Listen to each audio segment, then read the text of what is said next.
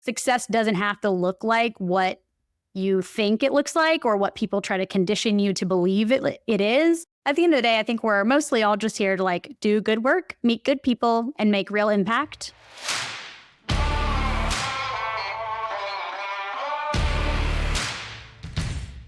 This is 1000 Rounds.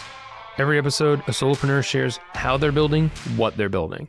We'll hear all about how they've made the bet on themselves, the uncommon route that they're taking to build a business that serves their life, and the reality of building a business of one. I'm your host, Nick Bennett. Before we get started, I'm excited to share a new program that I've been working on called Full Stack Solopreneur, in partnership with my friend and legendary entrepreneur, Erica Schneider. Now, unlike other programs, Full Stack Solopreneur is a hybrid digital program for independent professionals who are too far along for another course to be really all that helpful, but not far enough to invest in a private coaching or consulting service. In here, you'll gain access to both the full curriculum and monthly group coaching clinics to teach you how to create a legendary niche offer, how to build a content engine, and how to sell like a human. You can learn more at fullstacksolo.com. That's fullstacksolo.com. So Kaylee, I'm already like fast friends. I'm already loving this. I first became familiar with you and kind of how you're here even in the first place is when you started at Refine Labs. And I realized that I'm just like not that plugged into the tech scene because once I realized I discovered you, I was reading some of your stuff, like you came through a whole bunch of really cool companies. And I'm like, wow, how'd I miss that one? But I guess I'm not a tech person, so it's okay. But so having spent all this time in tech, and then you end up at Refine Labs and you transition to professional services, I'm curious what that transition was like. I'd spent the majority of my career in B2B SaaS, properly in-house, and had like almost two check boxes that I felt I needed to accomplish under my belt before going here, before going solo. So one of those things was to cross the box of marketing to non-MarTech companies. So I had spent the majority of my career somehow in a MarTech-like environment. And I was like, okay, sweet, I can market to people who look and think and talk and have the same pain points as me. Feels like maybe the easiest bridge to walk. Yeah. Can I also be successful doing this outside of the MarTech bubble? And so that was my rationale in my move to Brightwheel, which was an ed tech company, and checked that box and felt successful about that run. And then the next box was how do I understand at a deeper level the inner workings and the orchestration needed to work with multiple partners at the same time? That was initially part of my ethos for wanting to go to Refine Labs, quickly followed by the fact that it will forever be the biggest moment in my life where I'm surrounded by the highest density of demand gen talent that I'll ever have the opportunity to be faced with at one setting ever again. So it was a hyper growth period for me to be surrounded by other like-minded, brilliant brains, but also to understand the mechanics of running an agency business that has a lot of similar parallels to a consulting business. Yeah, totally. I think there's the things you got to do to be successful demand marketer for tech company, and even the demand marketers who were client facing, that role, you did it in-house for a really long time, but then you come in and you're like, what do I need to do to grow a services business? Because you're selling the invisible, you're selling what you guys know. And Right. Your ability to help people succeed versus by this thing that shows up in your web browser. And to me, I think it was twofold, right? I'd been in-house for so long. I was concerned that I would either not be able to be successful in a services world because I think the biggest down part of an agency or consulting is that you only know what you know. Or even worse, you only know what the client is willing to share with you. And so if you can't get deep enough at the level of your SOW to understand the inner workings and mechanics of the business, you won't be successful. And then you have to rinse and repeat that same process for a handful or so of clients at a time. So I think the density problem was something I thought I would face, where it's I'm used to being so in-house that I know the inner workings of everything almost about this business, which helps me with the inputs and the data points I need to be successful in a growth role. So I thought that was going to be like one interesting challenge. And then secondarily, yeah, how are you going to like sell the invisible? That's a really good way to put it. Or pitch, right? You almost become, you're like a one-man band or a one-woman band. So like you are now the marketer, you're the salesman, you're the closer, you're the CSM. Like you are now one package instead of your role just being marketing. You're a one-woman show. And I was like, okay, two interesting hurdles. And all of those things were like part of my, mantra for going and joining Refine Labs. Yeah, I mean, that's an interesting stop to make, because when you showed up, they were also on a ridiculous trajectory. Some context, I spent the majority of my marketing career at an agency marketing and selling professional services. I was on the delivery side. I was on the marketing side, the sales. I did a bunch of things there. And to see an agency like that come up and explode, and then for someone to, it's like getting hitched to that rocket ship. There's so many things that you get to experience and see that I would imagine struck a ton of confidence in your ability to say, okay, my time here's coming to an end. What's next? Get another job at any logo I want. Because let's be real, like when all of these places, all these logos on your LinkedIn experience combined give you an opportunity that I think not everybody has. And that's cool. That's well deserved and well earned. But now the path in front of you is, do I try to do this thing on my own, or do I pick whichever logo's hitting up my DMs or something? So I'm curious for you, like, what was the turning point for you that was said, go solo or other job? Yeah, well, I think that all of us inside of, especially tech, right? And I can only speak to tech because that is my experience. So maybe this is actually more broadly applicable, but especially inside of tech in 2021, 2022, times were just really freaking tough. Layoffs became like the norm and became very okay. You start off like any call with anybody and you ask them what they're doing and what they're up to. And almost every person was saying, well, I got impacted by a layoff, or I'm having to impact my team by a layoff. Like so many things, it became so common. It started to send like nervous signals to me. I am naturally a worrier. I would say I'm pretty type A personality. I have a family and 2 young children that I'm responsible for fiscally and every other way to take care of them. It started kind of to like break down the walls of this conditioning. I think this is kind of what we were talking about before, but of this conditioning where we all inherently, or at least me for sure, as I was growing up, really was convinced that like W-2s mean that you're successful, and W-2s mean that you're, stable and secure. And all of that kind of came crumbling down pretty quickly with everything that was going on in the economy in 21 and 22. And I just had me kind of worried and had me questioning, to me, like actually a W-2 means that I'm putting all of my eggs in one basket. And if that one basket makes a wrong move or makes a poor bet as a company, or can't secure a next round of funding, or anything, sets unrealistic growth goals that I can't hit, okay, there's my basket, right? My security basket is like no longer existing.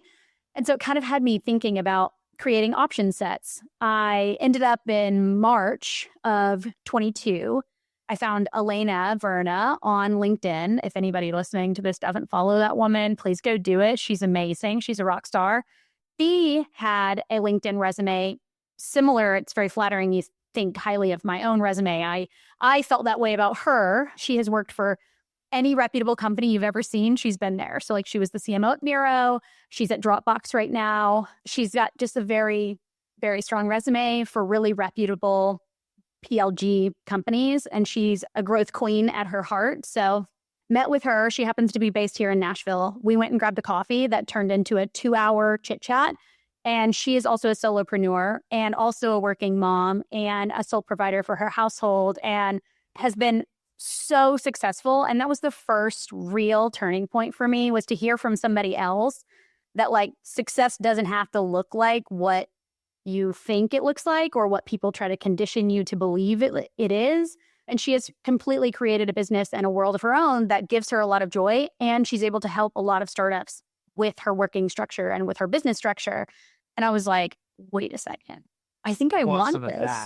Right. doing And so so that was bad. in March. And that was, I didn't decide to leave Refine Labs until August. So what is that, 6 months? Like, so it took me like a handful of months to actually create the courage, build the confidence, understand what I wanted my ecosystem to look like and what I wanted my revenue streams to look like to actually pull the trigger and like take the leap. So it still wasn't like an overnight decision for me because it does feel still with some degree of risk, even though, you're diversifying your revenue stream so that you can decouple your risk. There's still risk involved. So I was still a little nervous. Yeah, I just read about this yesterday. All paths have risk, and we tend to think that we're operating from zero, but you're not. There's Right. plenty of risk in doing nothing, and there's plenty of risk in going in-house somewhere else or doing your own thing. It's just you get to decide, and Yeah. you get to kind of make that choice on your own versus somebody making it for you. So I'm curious, how did you end up actually talking with her? Because I know a lot of people have told me they're not like afraid, but there's like, why would someone ever spend that time with me? Yeah, I'm literally going to go back and pull up this DM because I'm like, I think it was really embarrassing and I just want to like put it on record because why not? Please. I need to follow this Okay. person too. It's super embarrassing. I'm going to do a dramatic reading. I respect this reading greatly. 1:06 p.m. on a Tuesday. And I know that because I embarrassingly said, nothing like a cold DM on a Tuesday. Sweat face emoji. I said, candidly, I'm booking several career mapping calls this month as I'd like to take a moment to reflect on what I'm looking for in my own career. I've been a longtime admirer of your career. I'd be blown away if we could meet. I understand that you're a full-time working mom, so time is hard to come by. Happy to work with any variables or constraints, in-person, lunch, Zoom, async over DMs, etc. Would love to learn from you. And literally, what is this? 6 minutes later, she said, hey, lady, I actually just met with Alina, who's the co-founder at Chili Piper, where I was before. Small world. Oh, and you're actually in Nashville. This is so rare. Where are you? I'm here. Maybe we can grab coffee. Yo. Period. So like people are so much more approachable than you give them credit for. I think that's the underlying, right? People would go and look at Elena or whoever's profile and say, oh my God, they work at Dropbox. Oh, they work at Asana. Oh, they work at Salesforce. And then just this, I don't know, you make some kind of assumption about them that like they're too busy, they're too big, they're too well known, they're too credible.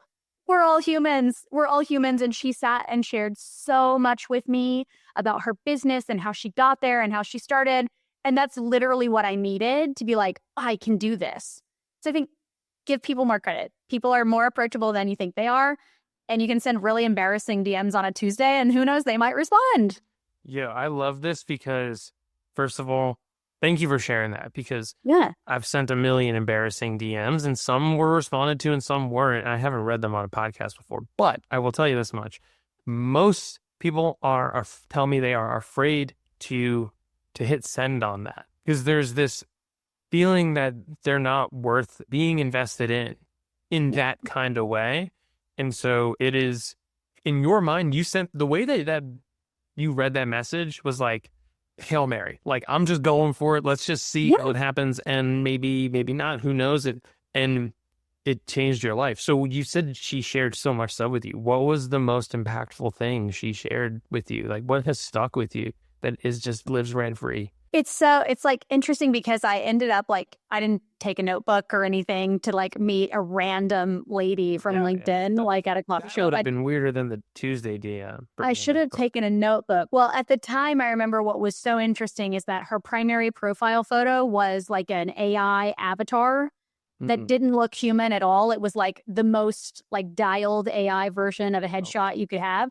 Had no idea what she looked like. And I just remember telling my husband, I was like, I'm sharing my location. I'm not entirely sure this is her headshot. And my husband, who works in corporate America and lives a very different like working life than startup culture, was like, are you kidding me right now? And I was like, if I don't text you back, come find me. Send this robot photo to the police, please, because this is how they will find This is like, hello. So anyways, I do remember that going into it. And for all those reasons, I didn't take a notebook with me. But frantically halfway through, I looked at her and I was just like, can I take notes on my notes app real quick? Like you're saying so many things. I feel like I need to be writing these things down. And she was like, duh. So I'm like, well, we're drinking coffee, just frantically typing on my notes apps. And I think a couple of things rung true for me. One, this concept of like long-term sprints versus short-term projects, interestingly, keeps her mind engaged. So she has this working structure, and now this is just like a podcast actually about Elena. So like you're actually just interviewing two people at once, and sadly, I'm just speaking for her. But she has this interesting model where she likes a balance of long-term projects and short-term engagements that help her plug in quick win learnings to more of like a real life long-term engagement that could be applicable to others that are in in-house roles. It creates her content wheel. It fuels her own engine for business and revenue streams. And it was this concept of like most people that are going solopreneur or are consulting are like fractional or like only do, I don't know, paid media ads for whatever. And I was like, but I don't want to only do paid media ads. And it felt like a weird hurdle for me. So when she laid out that basically she goes like right now, she's interim for a year or however long she ends up being there at Dropbox. And she's like running and leading a team. She's held accountable to OKRs. She's also an advisor to several companies on shorter-term projects that make her excited and give her energy and help kind of fuel her own content engine. And I was like, oh, I want that. I want that. It's different too. It's very different from what you see most people doing. And I can already see just looking through your own site and your offers how that's influenced a lot of some of the things that you're doing. A lot. Like I'm telling you, I just want to be like a micro her.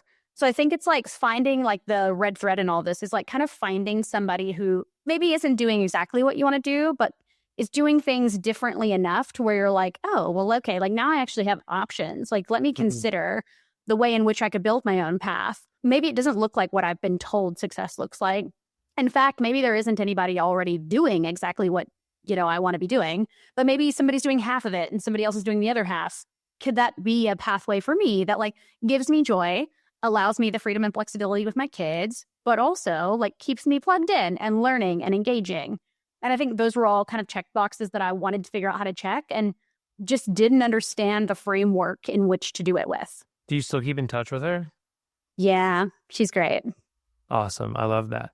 You just said frameworks, and this is something that has been leaping out to me since I've first started reading your posts and stuff. You are very much a systems thinker, and it sounds like she is too. So where do you get that from? And how, I see it in a lot of things. And I'll give you a really, really prominent example that jumps out at me, because you had already mentioned that Substack you wrote about going solo, which is where this entire conversation came from. And you alluded to this thing that like feeling like the market and your resume, which you've talked about already, and your network were ready for you to go solo, right? It's like, this is systems thinking. This is framework. You're setting the conditions. So I have talked to a lot of people about this. Most people are gut check. Most people are like, yeah, I got laid off and I had a choice to make. That's a lot of my story.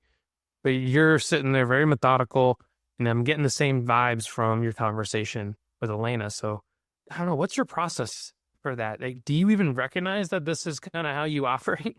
No. And so now I'm trying to do some like real-time retro of my life to like, as you're asking this question, to try and understand why maybe I am this way. And I don't really know. Like, I feel like this must be like this is now turning into like a child therapy session or something where I'm like, let me think way back to like my childhood and try and figure out why I like systems. I don't know. I feel like even as a kid, though, really, I've always had to wear a lot of hats. Like even in my childhood, I grew up pretty fast and just had to kind of be an adult very young. And so there always needed to be like a method to the madness, because it did sometimes feel like madness. And I think that I'm an only child. I'm an INFJ, if anybody believes in Myers-Briggs. I recharge and get a lot of energy like from being alone and deep thinking. I love reading, all those things. So it's like, I think to me, like a system or like a process was always my way of like coping with all the hats. And I think I must do that now as an adult, obviously. Thank you for pointing it out. To just like create a system. Like there just needs to be a system. Even when you said like people are gut thinkers, I'm like, oh, don't do that. It makes me nervous. It's like it's risk management. But you pulled it out of your conversation with her, and that's what that's what really dialed it in for me as I was even just prepping for this conversation. I noticed it immediately. And then you pulled out the systems that she shared with you.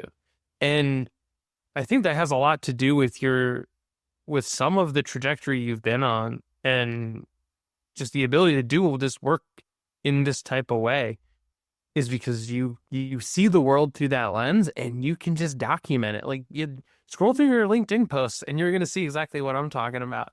I've never thought of myself as a systems thinker, for what it's worth. I think that I like to stand up systems in work, like inside of my like growth functions and my programming. All of that is very systems based. And so maybe in my head, it kind of went the other way around. Like, because I apply systems at work, it also makes sense for me to like pull that over into like my personal life, or now like this new business venture for myself. But maybe I think what you're highlighting is it actually worked the other way around. Like, because I was a natural systems thinker personally, maybe that's why I ingest systems and processes into like my actual growth programs for work. I just always assumed it was the other way around. But maybe you're pointing out something that's not new to me. Because I don't think in systems in the same way. And I'm always trying to create new frameworks for myself and for my work and my clients and things like that. So I'm naturally drawn to people who do and all these other frameworks. And so when I was reading through your Substack and you made this post and you outlined this framework you use to decide, to make this decision to feel comfortable to go. And you wrote something, and I'm going to read something that you wrote back to you now about the conditions being set and met for you to go solo. And you said you followed up with a bunch of inbound requests that felt like the best fit. And you were met with a lot of people who said, well, if you want to work with us, why wouldn't you just come on as a W-2? He said, that felt strange to me at the time, but nonetheless, market acceptance for this type of role, I imagine, just wasn't there yet. So I'm curious what changed, and ultimately, how did that lead you to acquiring your first clients? So what's interesting is that I still actually think that market acceptance for these types of roles that we're creating, if you don't brand yourself as an agency, or you don't brand yourself as I'm a W-2, I want to be an FTE employee for your brand, I still think there's a gray area that makes market acceptance low, because the hirees or the CROs or CEOs or whoever still feel uncomfortable about like living and working in the gray. And actually, I don't think that's changed. But I think what changed for me is that I still kept coming back to the notes on my notes app. I kept coming back to Elena. I kept coming back to a handful of others that I'd found at that point who were doing this successfully. And I'm like, okay, so like everybody I had chatted with was still like, I don't know, we can just like hire you. You can come work here. This would be great. We'd love to have you. And maybe it's because I'm Southern. Maybe it's because I'm introverted. I don't know. But I was just always like, I hate confrontation. So I was always like, I don't know. I don't really want to. Thanks, but no thanks. And then finally for one of them, I was just like, no, I don't want to be a W-2. Let me give you like a quick pitch on why and just like where I'm at in my own journey. I would love to do work with you. I would love to make real impact for your brand. But these are my constraints to work, and I will be successful in this lane in this way. And they literally said, okay. So it was me the whole freaking time. I'm like, I could have done this 4 months ago. Maybe other things would have not been the same, blah, blah, blah. But literally the first person, I was just like, let me stand my ground. Maybe it's me. Let me stand my ground and be a little bit more confident and assertive in what I'm trying to say that I want to do for this company. And then it freaking worked. And I was like, okay, fine. So it's a me problem. And there have been plenty of those moments, trust me, especially in the last 9 months since I've gone solo. But yeah, it's a me problem. Yeah, the whole sales thing, like that's a sales environment, and you don't really think of it like one in that moment, but it's definitely a sales conversation, even if it's happening in a LinkedIn DM or whatever. That's hilarious. But you got to ask for what you want. And I feel like I've said this on like every one of these episodes at this point. It's like half the battle of getting to where you're trying to go, and anything in life, and especially as a solo, is asking for what you want. I think so too. And doing it like with confidence, right? You really do need to become a salesperson. And like throughout my entire career, I've always given all chops to salespeople because it's got to be the hardest freaking job on the planet. And now that I'm in this shoe and I'm like, oh, I'm kind of a quasi salesperson.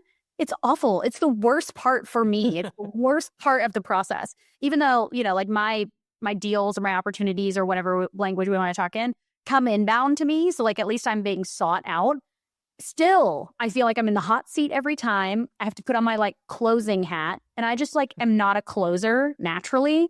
And so it is like a real skill. Like to never split the difference is a real skill. And so I applaud people who do that well. I think that's my biggest opportunity in like the solo route, is to understand and be confident in asking for what I want and not feel like overwhelmed by the like potential confrontation that probably will come up. Yeah, I think we've convinced ourselves, especially being in a career in tech, that there is like, this is the sales process. It is 7 calls, and we need a connect call, and it's 4 call, discovery call, qualification call, another discovery call. We need to have a decision maker call, proposal call. We need to have engineering come in and have a solution architecture call. And you're like, I can just run the sales process the way that I feel good running it, because you are selling you. There is an element of organizational change when people like us show up to any business, but you're selling your ability to help them succeed more than you are trying to sell this like grand transformation or whatever the thing is. And with that comes an augmentation of the sales process. And I think you've definitely found already that people who come inbound, well, they already get it. Right. They know the point. They know the value you're capable of creating. The hardest part I've found for people is for when they're like, okay, so like, what do you do? And you have to say it in a way that doesn't take you all the way around the world to be able to get them to be like, so what does that actually mean? Just to say it in the most concise and compelling way possible. Like, that's really where the hang up is. And if you can nail that question, because what do you do? Yep. You're 99% of the time, yeah, I'd say 99. You're going to get the next question, which is, how do you do that? And all of a sudden it changes the entire conversation, because you're not like feeling like you're getting pushed back, because you're ready for it. So this is my soapbox. No, it's a great soapbox. I'm like leaning in as you're talking. I'm like, yeah, wait a second. Yes, I agree with that too. Yeah, I think it is, because there's like this interesting languaging exercise. Maybe this is applicable for literally everyone, but you have to be able to speak the same language for whatever it is you're solutioning. And for growth or demand roles, demand can be defined like 100 different ways. If you interview 100 people, you get 94 different answers back. Like, it's insane. They're like, oh, well, what does demand gen mean? Or what does growth mean? And you're like, well, let me take you on a journey to your point.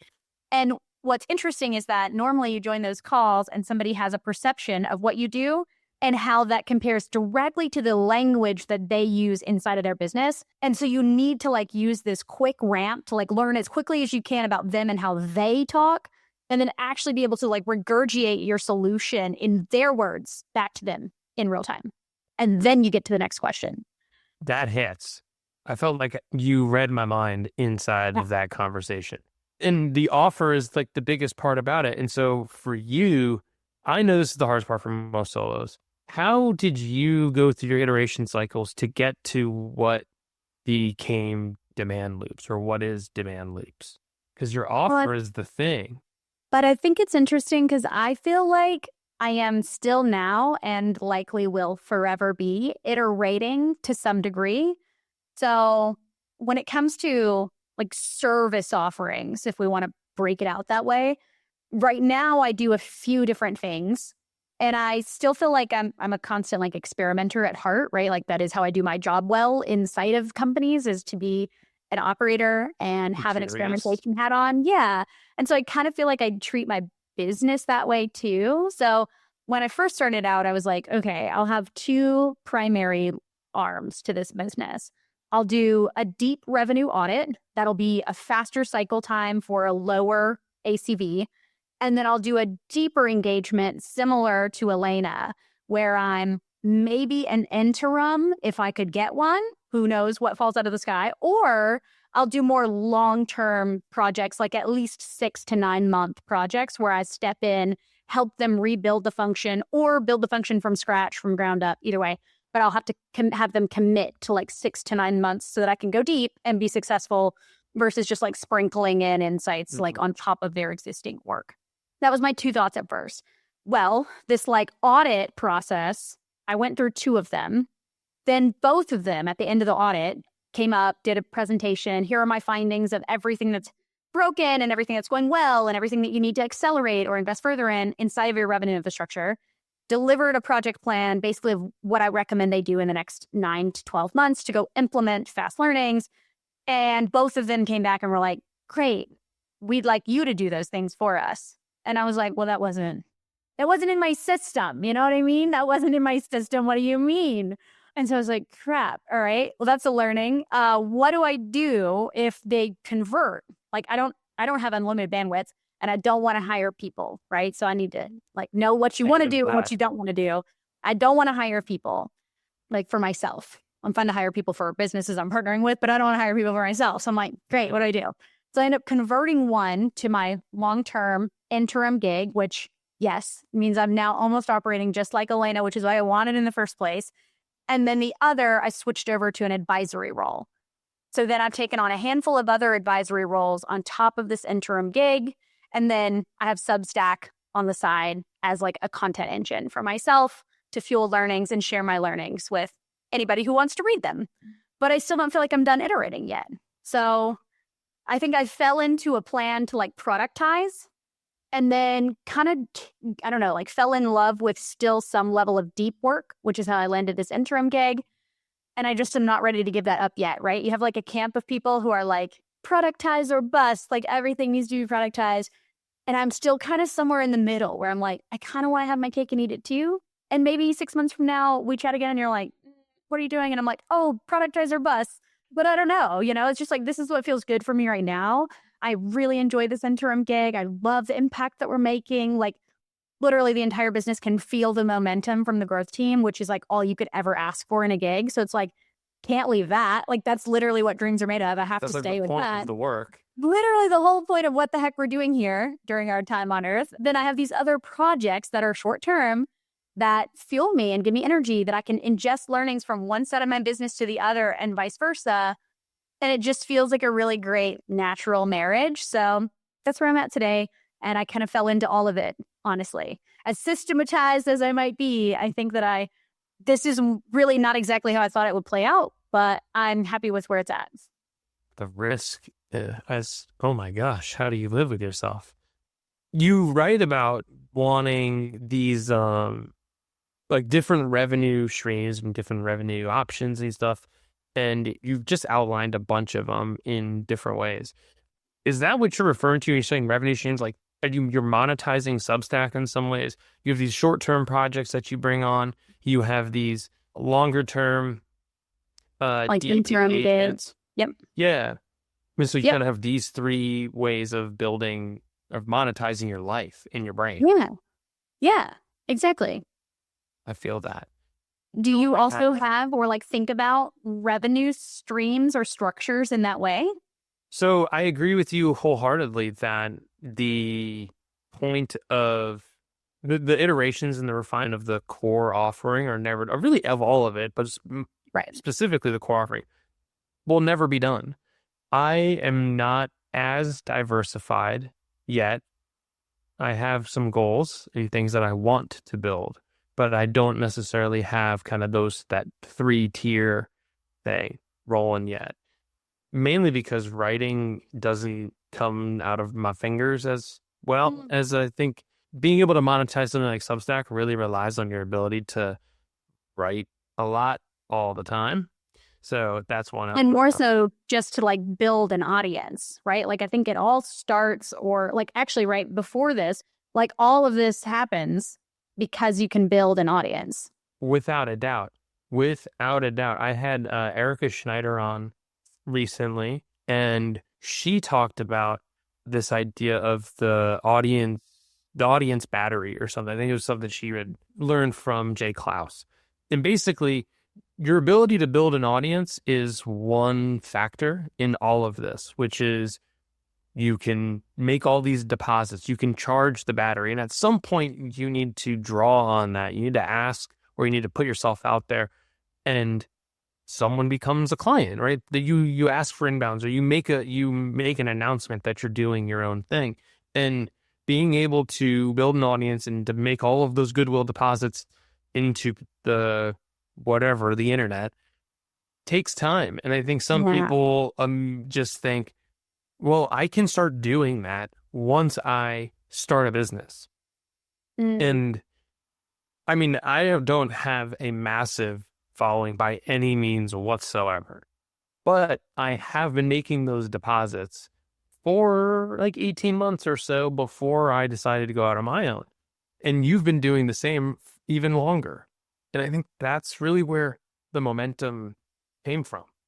Yeah, I think that's true. And it's also like, I think that everybody thinks about like followers as like, it has to be like a massive number, but really it doesn't. Like you do the brass tacks and the math for like what it takes for you to be happy and be successful and pay your bills and do the things that it takes to live.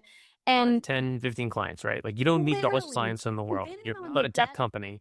Yes, depending on the depth and breadth of like what you're actually going to be servicing these clients and whatever you're actually going to be charging them for it, like you could survive totally fine off of 4 clients. So what, you have 200 people that follow you. Those 200 people know 400 more.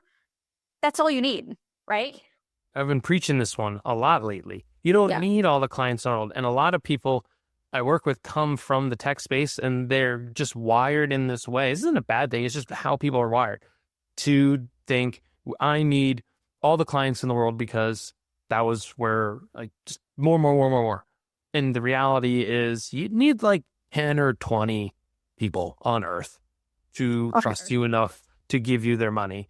I mean, that's really what it is. You're one person, and you shouldn't have a ton of expenses on that 10 or 20 people. So yeah, I'm totally with you. It's like, get it core. You don't need a huge audience, but you do need to make an effort to make deposits into the bank of goodwill. And that's a huge part of this, at least getting inbounds rolling and really investing in your network and in the way that you described in your Substack post. But I'm going to flip the script back on you. Demand loops as a thing, like this concept of demand loops feels really good. It's like a very tangible thing. And I'm curious, how did you land just there in general as intellectual property, as a thing you were going to do? Because oftentimes people really struggle to get their thing and feel like they found a thing or they created a thing.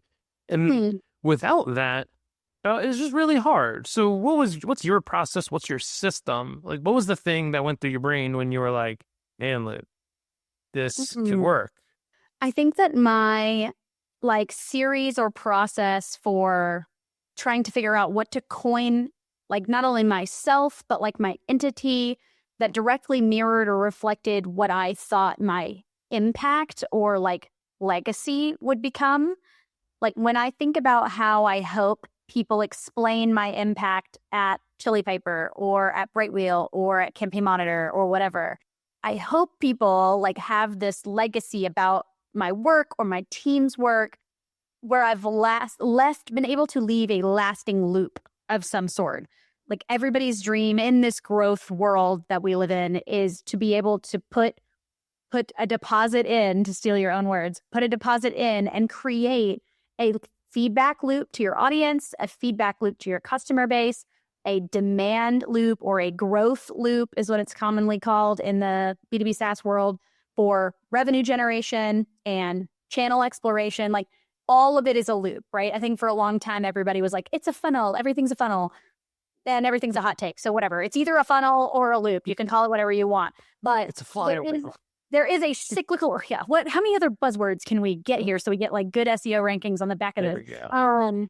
Everything should be cyclical in your journey, in your impact, in your evolution within a brand, all of those things. So I had spent like several days just thinking about loops, as weird as that sounds. And I'm like, I hope that that's what I leave behind for my in-house opportunities, is that I have left them with loops that allow them to continue to build and be successful. So anyways, like brass tacks, I went on this weird tyrant of like searches for available URLs for loops. I don't know if it's supposed to be more scientific than that, but there are very few .com real estate places available these days, particularly when it contains loops. So growth loops is definitely an existing thing for whatever it's worth, and it's a very well-known and coined term. I was like, well, mostly in my career, I haven't identified as a growth person. Elena is for sure a growth person, and she is much more product focused than I ever have been or ever will be. So I was like, well, I think that this is a demand loop, though. Like, I don't think that's a known term within the industry. I hope that one day it is. I hope that one day I coin that term and actually create that as like a known program and system. So that was part of my, if I choose this, I need to coin it, and I need to start building a long-term roadmap to make sure that everybody knows and understands what a growth loop and what a demand loop is. But yeah, and then other than that, it was just like open real estate, and it was $9. So that's like the other reality. I feel that balance of how many times can I Google something and confirm without a doubt that it does not exist, and nobody is doing this. Right. Also, there's this other type of meaning to it that means something to me. We all live in this world where we hope that when we leave a company or a role or whatever we're doing, that they don't dismantle everything that you have worked so hard on. And while it feels obvious, I have worked really hard on stuff in my career. And I've had friends at jobs that I've left behind, and they're like, yeah, they like, after you were gone, they just torched it. Yeah. And brought it back in the exact same way, but just slightly different, but in blue, like, or whatever. And you're like, man, all that hard work. So I respect and appreciate this mission you're on of to leave this thing that people can continue to put their energy into in a positive way. Yeah, I think that's a good feeling, right? Like, at the end of the day, I think we're mostly all just here to like do good work, meet good people, and make real impact. And hopefully that's like the symbol of a loop. Whoa, profound. Gosh, I'm just fascinated by this idea, because I can't tell you how hard it is for so many people to come up with their thing that they really feel as if they can plant their flag into it, and to build. I'm not a big brand person, but it feels like there's a brand here emerging that can, like you were saying, go on without you at some point. So yeah, it's interesting. I wish that I still had like my brainstorming doc. My husband and I sat around the kitchen table for weeks with this really terrible like yellow notepad. Just like, he works in corporate America and like largely does not understand what I do, but nonetheless was a great spirit. It's for the whole thing, and would write down random ideas, and I would write down random ideas, and we would come behind each other and like scratch it out, or like, what about this? And it was just kind of like there. So instead of letting it like halt my progress on like the rest of the business, I was like, I know this part of it will stress me out, and it does feel very important, but like all the other pieces for me to like understand the risk and reward were, I don't know, movable pieces, things I could make progress towards. So I was like, I'll just stick this on a sticky and just like walk around the table every couple of days, write down some ideas. It all started with like, what do I want to be known for? When you think about building a strategic narrative or a brand story, not that I am like a strategic narrative queen either, right? Like, my lane has firmly been demand. Yes, sometimes like brand gen is a thing, but I'm not a brand person either. But when you think about building a strategic narrative for a company or for a brand, it all comes back to ultimately, what do you want to be known for?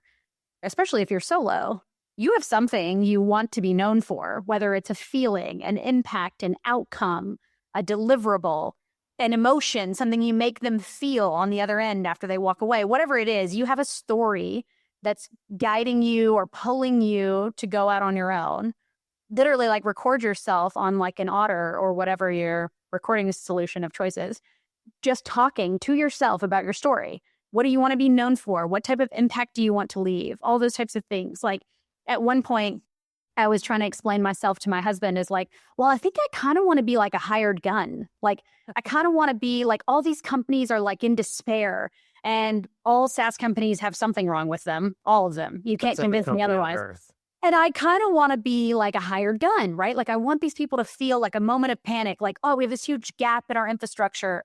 Who do we look to? Oh, let's like plug her in as like a hired gun to like close the gap. So then we had all these weird naming conventions about that. And then it started to feel dark and strange. And I was like, oh, okay, well, that's not what I'm going for. So like, let's move away from that column of weird naming conventions and like get back to loops. We just kept coming back to loops. Like at one point we were like, maybe I want to be like a martyr of sorts. Like I come in and like kind of bring the rebellion, but like create peace on the way out. Like maybe that's what I want to be. Anyways, we went through a weird series of evolutions before I was like, actually, it's just a loop. I just want to create a loop. Like it doesn't have to be all of these like feelings, right? I was trying to attach it to like feelings at first. I was like, it doesn't have to be that, Bill. It's really just a loop, like just simple. I want to create real impact that's everlasting. And that's a loop. It's like funny how you come full circle. I went through the same process building my own company, and it wasn't as elaborate with sticky notes and all those things, but I went through all these things and it was going in all these crazy directions. And I was like, no, it's actually just pretty straightforward. Right. But you have to go through all of those different things to get to where you're trying to go and not feel like you're gonna like, I'm not trying to reinvent the wheel here, but I'm trying to just make something that matters. You alluded to this earlier, which was when you get on calls with clients or prospects, you're like, how do I internalize the words they're saying to me so that I can say them back to you? How many times have people got on calls with you and have been like, we need to create a demand loop, because that is the most satisfying thing that has ever happened to anyone, is when someone uses your words, your language back to you. It is indescribable to be like, wow, like they are paying attention. They really matters. And so what, like, has that happened to you? It's only happened twice. And the first time I literally laughed out loud because it caught me off guard. I was like, oh, it's like a little uncomfortable. Like, oh, okay, we're doing this. This is great. But yeah, a CMO a couple months ago said something about the demand loop to me, which I'd never heard anybody else say. And I was like, oh, wait, maybe things are working. It's like a really good signal from the market that like they understand like what I'm trying to talk about. Yeah, talking about language. And it was almost like shocking. And so like that moment of shock that I felt, I hope is like also what people feel when I evoke an impact back to them in their own language too. But it was a good feeling. And then since then it's happened one other time with a different head of marketing at a different org. And I was like, things are happening. It's just like a good moment of like, awesome. Like this is starting to work. And it's interesting to understand and like synthesize signals for a business. When you launch a new ad campaign, you're like always looking for signals, what's working, what's not working, etc. It's like a different level of like pumped to feel it happening for yourself. So anyways, it's a really weird feeling. It literally was nothing. An ad campaign, at least you send an ad, someone sees it and they're like, nah, screw that. Or they click it and you're like, whoa, someone clicked the thing. But this is, like you said, it's yours. I tell people creating language and putting words in people's mouths is a very, it's like not like delicate, but it's a part of the process that I don't think enough people spend time applying force to. And whether it's intentional or not, doing this thing that you're doing and calling it demand loops, as you can see, it's like people will adopt that stuff. In my own experience, like hashtag, plant your flag on all my posts. I just hashtag it, leave it there. There's a little flag in my logo, just leave it there. I very rarely say it, if ever. I said to see you on this call and I was like, oh man, did those words just come out of my face? But regardless, I don't even say it. I just hashtag it. People get on calls with me and they're like, we need to plant our flag. And I'm like, whoa. Yeah. Did you just... It's the best feeling. Yeah, it's crazy. That is one of the strongest market signals you can receive without a doubt. And I don't think enough people like us who are trying to build something here are using that signal. They're like, do good ads. Like, we help you make ads that are good, please. And then people are like, we would love good ads. And they're like, did they say that because of me? Or did they say that because everyone wants? Like, so it gets weird. So I love that. It makes me happy that when people language stuff. So looking back on these long or short 9 months, you and I have been doing this for the same amount of time, which is like crazy. I didn't know that. I know. Yeah, there was like this mass migration, like June, July of last year, where so many people just were like, now is the time. I don't know what it was, what was going on, but I found a lot of people that were like, yeah, June, like this, that. I was like, cool. We should like have a birthday party for all of us like that, like the solo birthday party. host one and everyone gets together. It'll be fun. Okay, so looking back on those months, though, what's something you would have done differently? Interestingly enough, for all of us that are solopreneurs, there's no surprise. It's tax season. Yay! Which has me pulling up and trying to think of like a retro. So in the vein of systems, I just did my own ABR, annual business review, for myself. And I formed a very informal board of directors to help give me critical feedback about myself, about my business, all of those things. But when I was preparing my ABR deck for myself, or for anybody that wants to look at it at some point in life, Right. obviously, I will be glad to share it with you. I love your critical feedback too. I started with red light, green light, like a very simple childhood game. Why not? Yeah. Of things that I felt are going well and things that I think are not going well. And hold on, in the spirit of transparency for dramatic effect, I'll pull up my red light, green light slide. Can you do screen shares on this? Is that appropriate? Oh, yeah. Yeah, of course you can. You can do anything. Yeah, there's no rules. You can do anything you want. The world is mind your to it. oyster. So what's going well and what's going not so well? I really personally enjoy not having to do biz dev constantly. That's a great, It's fair. Most Great. people enjoy not doing this. yeah, great pro for me as I enjoy not doing it. Contract lengths are surprisingly longer. I love the clients that I'm actually working with, and I've broken up with one client that did not bring me joy. So that's all good things. And then obviously, like, my audience, despite my inability to show up consistently, has relatively been growing, which is a good sign overall for just extending share of voice. And then all of the red lights, things I think aren't going well or things I would like to do differently in coming quarters, process documentation and customer wins. Even though you think I'm a great systems person, I think I still need some work.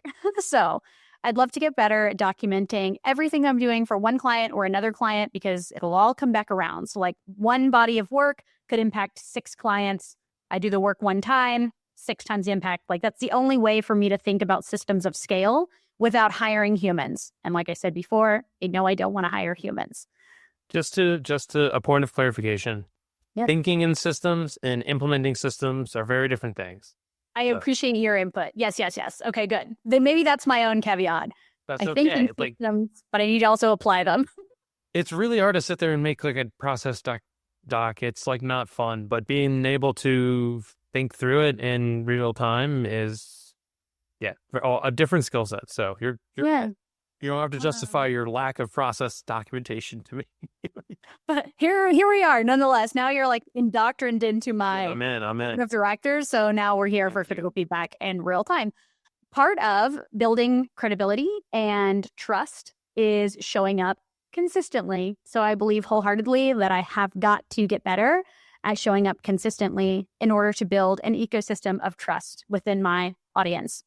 Obviously, I would always like to find ways to do more with less that means something negative for companies. It means something great, I think, for us, by committing less hours to the biz and finding scale, automation, VAs. There are lots of potential solutions there, but VA doesn't count as hiring a human. That's my own caveat. And then just templatizing frameworks. Short term, it would be a time suck. Long term, I really believe that it would result in hours gained overall for the business. And I've just done really, really bad job at prioritizing that. I feel that. I feel that wholeheartedly. And also, offloading the tedium is not. I think that's a thing that a big limiting belief of being a solopreneur is that you have to do it alone. Like, I'm going to very shortly offload the post-production of this show because I'm not a great producer, and it takes me like 4 minutes to edit 1 minute of this show. I don't have 4 hours to edit one show, and I record like 2 to 3 a week. Yeah. That's my whole life. I can't do it. So don't feel any type of way to offload those types of tasks. You don't have to be doing solo. Doesn't mean you have to go alone. I agree wholeheartedly. So I think those are the things I wish that I would have done differently, all presented in red lights. And you documented it because you're you. Most people are like, whoa, I never thought about that. So it's inspiring to say the least. Okay, last thing, because I know it's almost time to run to gymnastics. The children are doing gymnastics just to make sure everyone's cool. People are going to leave this thinking, oh, wow, she's really athletic. Please don't think that. They're going to be like, wow, she does gymnastics. That's like so cool. Where does she find the time? What do you want to build that you haven't built yet?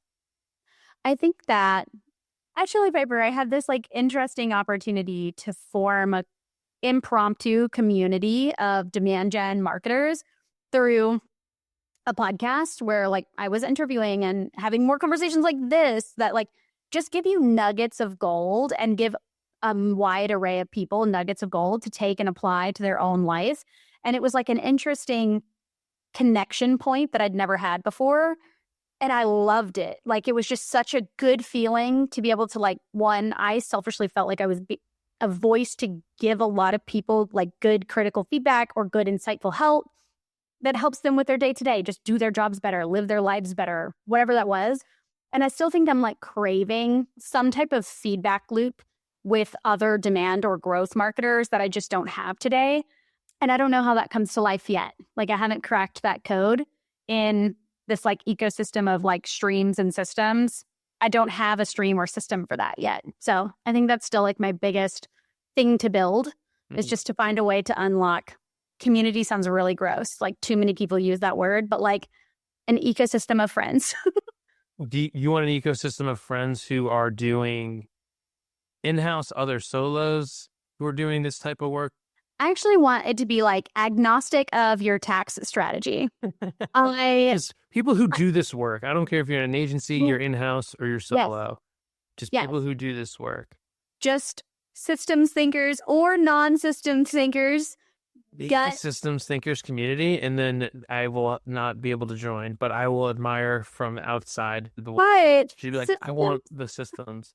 Systems thinkers or non-systems thinkers that are employing and operating growth levers for their business. I think that it's like, obviously the thing that I've spent the majority of my career doing is the thing I love and find like joy in talking and riffing with others about.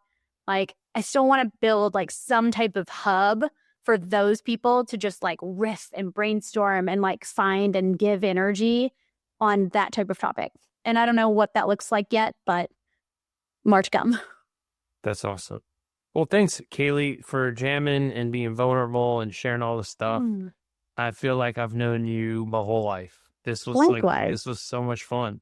Likewise, this was so good. It was like, honestly, just like two friends catching up like over a coffee, even though this is the first time we've met. Literally. Thank you so much, Kaylee. I can't wait. Well, we're going to chat again soon somehow. Please. I don't know when, but we will. Honestly, thank you for having me. This was a really good conversation.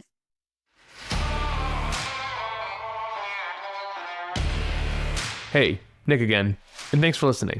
If you've enjoyed this episode, you can sign up for the 1000 Routes newsletter, where I process the insights and stories you hear on this show into frameworks and lessons to help you build a new and different future for your own business. You can sign up at 1000routes.com or check the link in the show notes.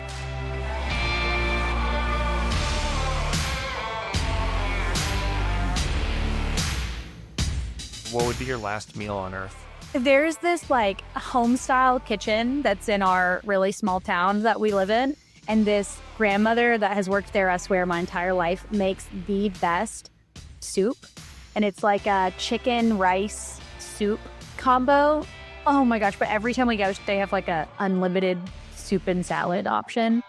And literally I go to this place just to eat soup and salad because this soup is so good. And it's like a family recipe and she won't share what it is. I would want her to share the recipe with me so I could like pass it to my kids and then just eat as much soup as humanly possible. Ooh, I'm with you on the soup. Is there like a specific soup? It's like a chicken, rice, butter, garlic kind of jam, like in a broth situation. You could combine all of those objects into literally anything. A burrito, a bowl of soup, a pizza. I don't care. You're winning that combination. So. That's my death row meal.